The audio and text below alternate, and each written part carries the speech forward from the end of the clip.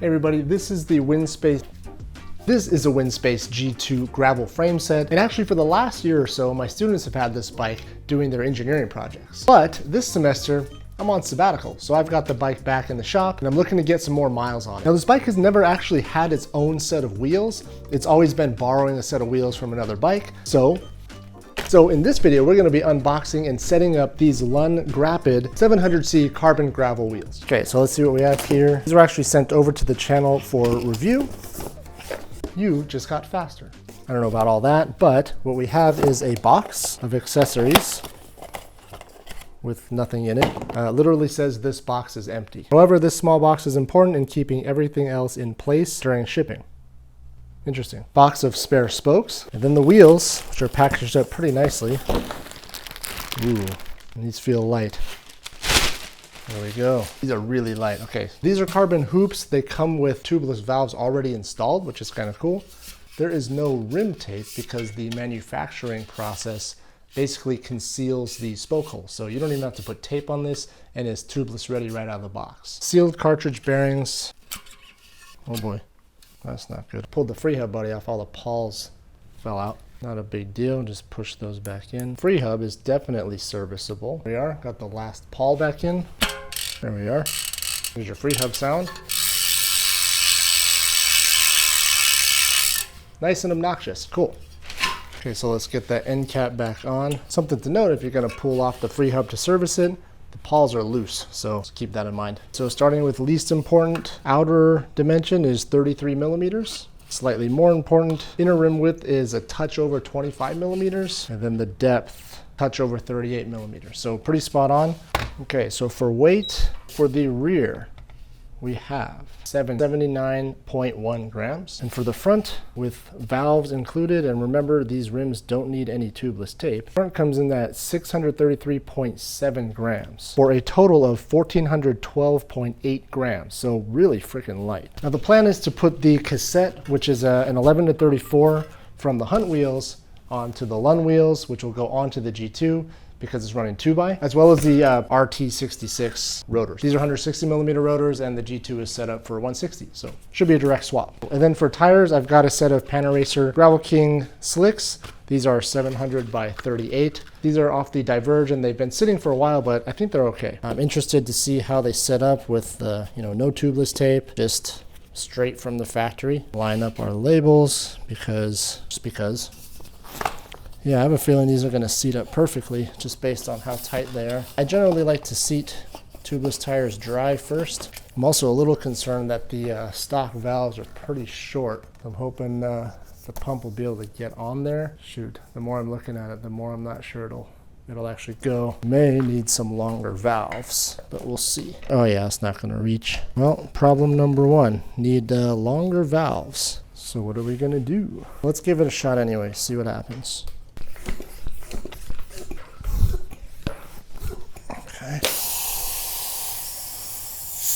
Yeah, that might be a problem. Okay, so I got one trick up my sleeve. Put the valve core back in and then use a valve extender, which is not ideal. It's not going to be maximum flow, but at least I'll be able to get a good hold onto the valve. And then just a little spray of water.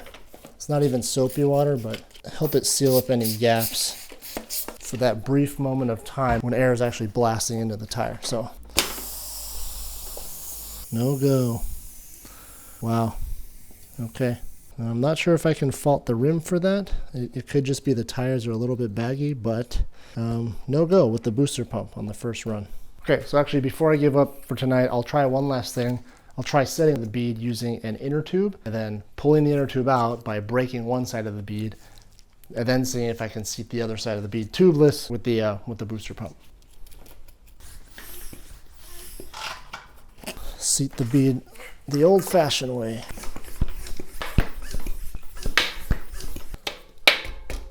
Let's see. See if it's seated all the way around. Oh yeah, seated perfectly. Oh, that looks pretty good once they're ballooned up a little bit. Now, let out all the air, pull out the tube, and now, in theory, the pump only has one bead to seat. So, we'll see how that works.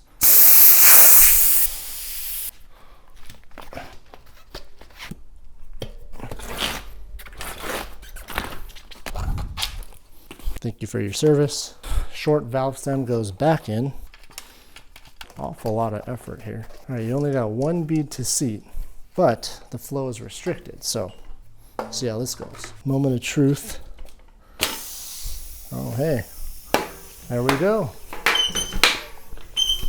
We have success. So took a few tricks, but we got it seated. On to round 2. Theory, now that we know the secret, it may be a little quicker this time. Okay, so just like the front tire, use the inner tube trick to see one side for the rear, and everything went on fine. It's a little bit more trouble than I was expecting, but we got them on. So now that I got the beads set, hopefully I should have no issues pulling out the valve core and injecting some sealant directly into the tire.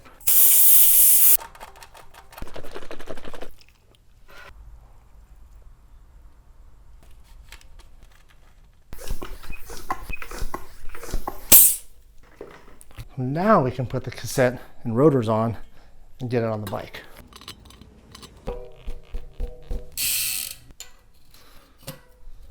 Oh, interesting. It didn't come with lock rings, so I'll use the ones off the Hunts. Didn't come with lock rings, but these are a dime a dozen, so no big deal. 40 Newton meters, I think, which is basically just hella tight. All right. Nice. There we go.